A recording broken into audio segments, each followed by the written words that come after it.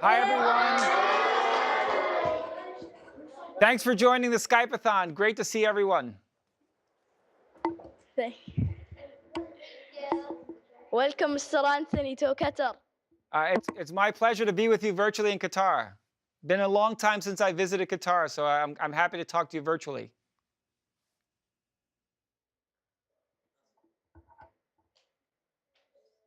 Would you like to learn Arabic? Absolutely, I would love to.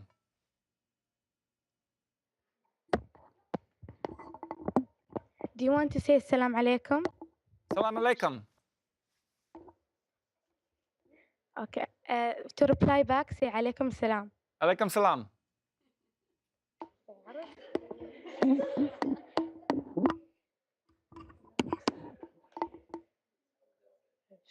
Was that okay? Would you like to say what is your name? Yes, please. If I say to you, Ana ismi Nawaf, it means Ana, it means me, and my ismi, it means my name. Okay, so how do I say my name is Anthony? You need to say, hi, Ana ismi Mr. Anthony. Ana ismi is Anthony.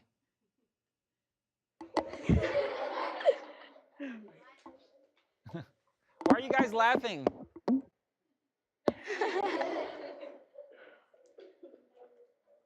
Did I do a bad job? How are you? I'm great. Would you like to know how to say how are you in Arabic? Of course. Shakhbarak. Shikbarak.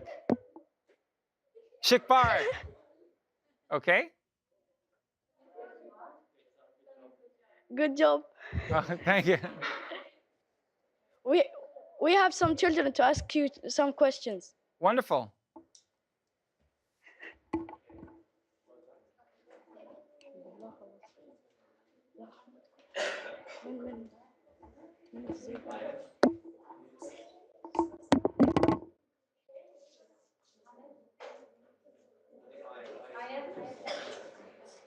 Very pretty school. Hello, my name is Aya, and my question is, what advice would you give to someone that would like to be the next vice president of Microsoft in the future? Wow, first off, I would say aim higher. Try to create the next Microsoft in Qatar, as opposed to just getting a job at Microsoft. I have a great job, but the best advice I can give you is do things that make you come alive, that fuel your passion. Things that if you're someone who wants to work with others, find opportunities to do that. But bring your passion to everything that you do. The great thing about the environment at Microsoft and many large companies, certainly large technology companies, is you're constantly working with other people. So leverage the opportunity in your classwork, connecting with your peers and other students to work collaboratively on projects. Because that experience is very much going to be very similar to what you'll see in the workplace. Because at Microsoft, we work with teams of people all over the world of diverse thinking and ideas to make all the technology and the programs that we do come alive. And so that skill set is going to be something that you need. We also like employees who are great at embracing change. Because certainly things in the technology arena change all the time. So people who have the grit and the tenacity to push forward, to make things happen, despite the reality of things changing all the time, those are traits that we look for in employees. So those are the things that I would say, prepare yourself now in your classrooms, in your learning environment, to build those skills, to hone those skills. And certainly there's an opportunity for you to grow a career, not only at Microsoft, but to start a company to share your insight and passion of what you want to do to make the world a better place. And you can grow quite aggressively. I've been very, very fortunate in my career to learn from great leaders and learn how to grow in terms of what I can do and I can grow in my career. But a lot of it has basically been luck and hard work. So in all the things that you do, bring your passion, bring your skills, work hard, and then hopefully you'll be very successful. Thank you. Thank you. Hello, Mr. Anthony. My name is Mohammed Badar, and my question is: Did you have a fun childhood? Absolutely. I grew up very, very fun, and I can still do a lot of the things that I liked as a child. I still do today. I still spend a lot of time playing everything from Legos to video games with a lot of the friends I also had when I was very young. I grew up playing sports all the time, from basketball to football to baseball. I loved science fiction and comic books. I'm a big Star Wars fan and comic book fan. So I had a very, very fun childhood. I also started working very, very early. So I started working at age 15, and I worked at sometimes a week, every weekend, and sometimes during the week when I was very, very young, to not only make extra money, but to learn about the workplace. So I had a very fun childhood. I have a great family, and it was a great growing up. I grew up in the Bronx, New York. So many of you may be familiar with New York City on the east coast of the United States. The most famous thing about the Bronx, New York is the New York Yankees. So if anyone knows American baseball, the New York Yankees are one of the most famous teams in the United States. And I grew up very close to where the Yankees play baseball. Thank you.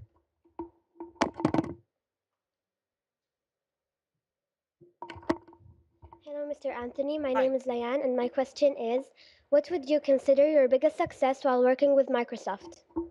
Wow, thank you for the question. Certainly, I've had a lot of things that I'm proud of. The work that I do in education fills me with great joy, the impact that we've had on schools. But I would tell you the thing that I'm most proud of, and probably what you'll be most proud of when you enter the workplace, is the impact that you have on others around you. So the coaching and the support I've given to employees, helping them fulfill their dreams in their career, those are the things that I think I look back fondly on. And when I leave Microsoft and when I finish my career, I'm going to reflect back on the lives that I've helped inside of Microsoft, the people who I've coached, the people I've mentored, the guidance that I've given my employees to help them achieve their dreams. The actual things that I do outside, the achievements, the accomplishments are certainly important, but it's really about the impact that you make on others. And just being someone who someone respects. The thing that gives me pride is that other people at Microsoft respect the work that I do and the way in which I work with them. And that's something that I look back on and I feel good about. So as much as all the things that you're going to accomplish and achieve in your life are important, always remember the things that you're going to hold dear, the things that are going to matter most, are the impact that you have on others around you. And that's certainly true of me as well. Okay, thank you. Thank you. Hi, my name is Mohammed. Good morning, Mr. Anthony. Does anyone in your family help you with your work or give you ideas? Well, yes, my brother and sister are both teachers. So they give me lots of feedback about their reality in the classroom.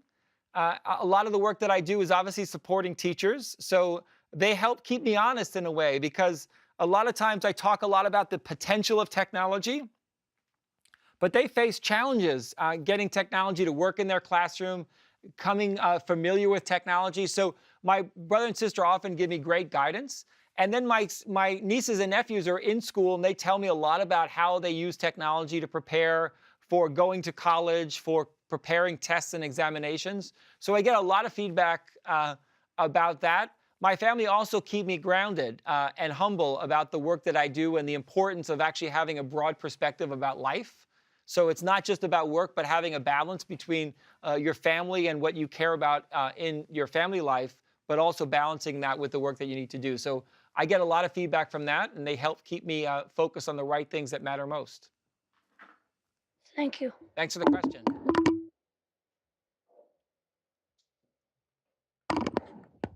Hello, Mr. Anthony. My name is Nora. And Hi. how do you see Microsoft in 10 years? Oh, great question. Certainly, technology and companies like Microsoft are always facing change. There's lots of new technology trends, lots of evolution, et cetera. Microsoft has been undergoing a transformation for the last several years as cloud technologies continue to emerge, as the technology devices have becoming more and more affordable. It's changed the dynamics of companies like Microsoft.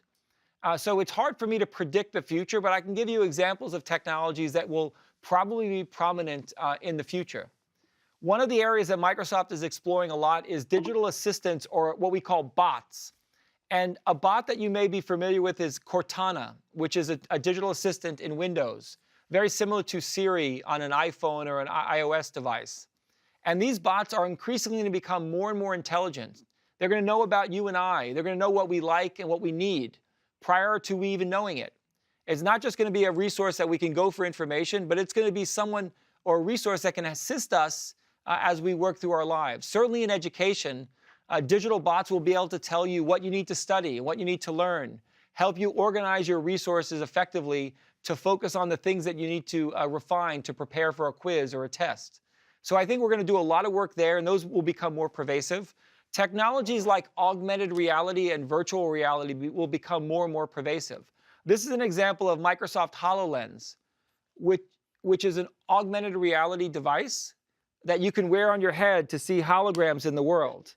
And these types of devices will become increasingly more and more popular as technology becomes more pervasive and more powerful. So this will be part, I think, of our journey for the next 10 years. But hopefully we'll continue to be expanding the work that we do to help students like yourself and teachers all around the world in education for sure. Thank you. Hello, Mr. Anthony. My name is Nathan, and my question to you is, if you could change one thing at Microsoft, what would that be and why?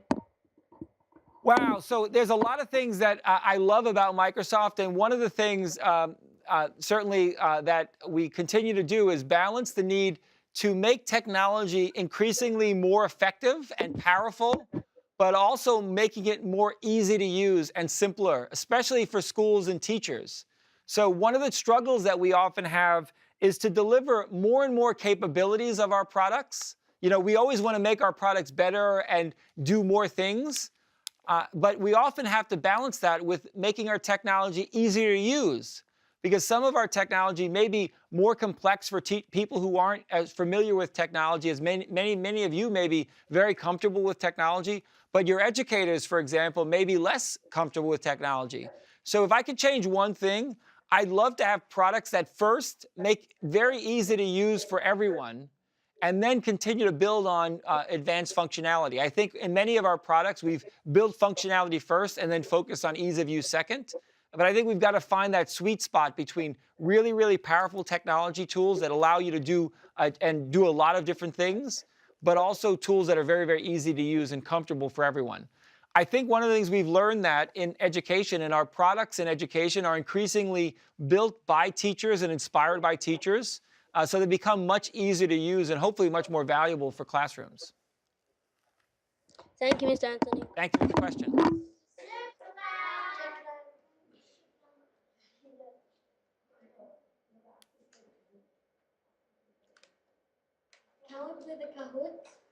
So if you don't have any other questions, this has been a great opportunity. First off, your school looks beautiful. What time of day is it in Qatar?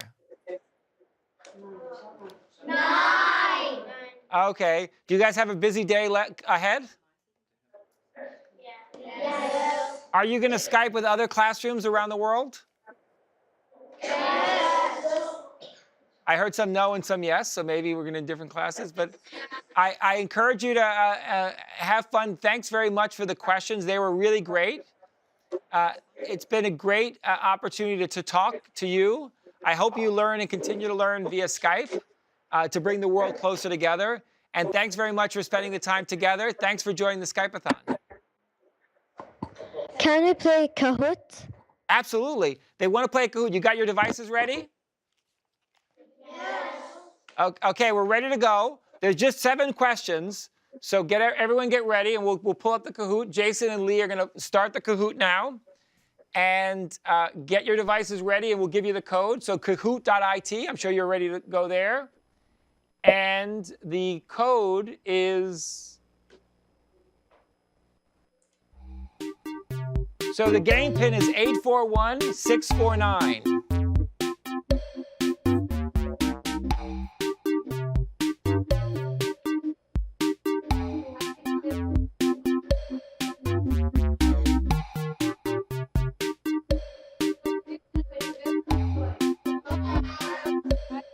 Okay, we'll give a few more minutes to let everyone get in.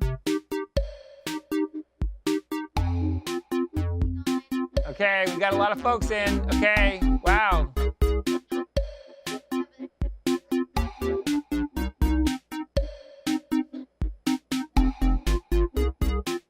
Wow, didn't see that there were that many students in the room, but okay, great. I think we've got I think we've got everyone. You ready to start? Okay, we're gonna start. Let's go. First question.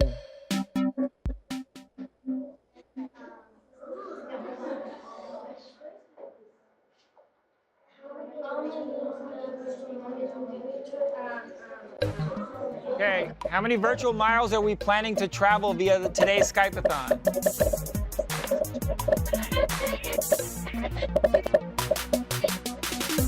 Jason's cheating. Okay, 3 million. By the way, we've already passed that number, so we're way above that. So I think our projection was very short.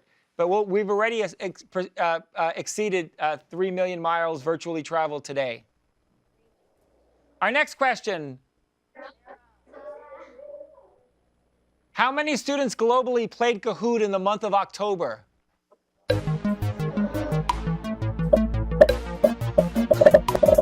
31 million, 17 million, 3 million, or 500? Okay, you got your answers?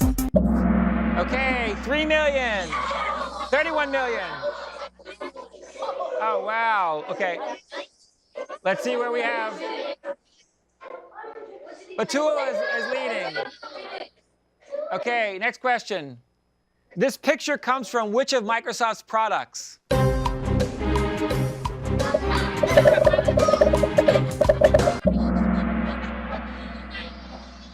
Oh, wow. I'm surprised no one got that. Everyone got that, didn't get that one right. Okay. Batul, still in the lead. In which country is Microsoft's head office based? United States, Canada, Mexico, or the United Kingdom?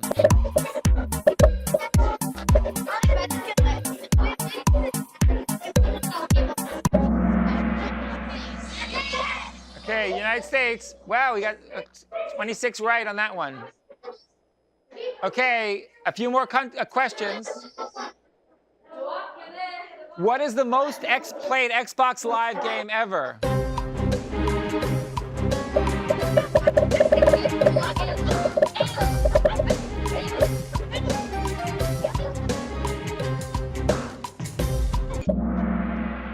Minecraft. Okay. Okay, let's see where we are. Aya's ahead. Okay, we've got a change in the leaderboard. A couple of questions left. This is a new mixed reality device from Microsoft. Do you know what its name is? Here's a good example right here.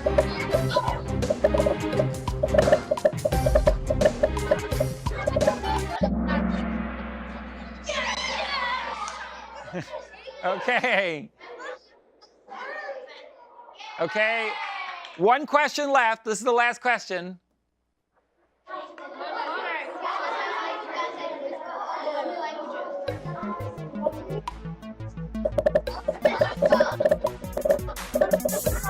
Okay, this is a tough one.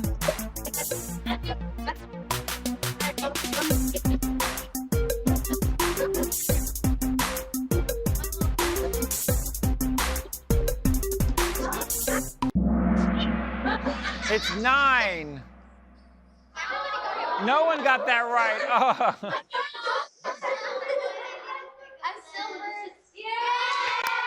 Congratulations. So who won? Oh, great job. Congratulations. Virtual high five. Virtual high five. Awesome. Well, it's been great playing Kahoot with you. Great spending some time with you. Thanks all for joining the Skype-a-Thon. I hope you had fun. Thanks so much for participating. Have a great rest of the day and hope to hear from you soon.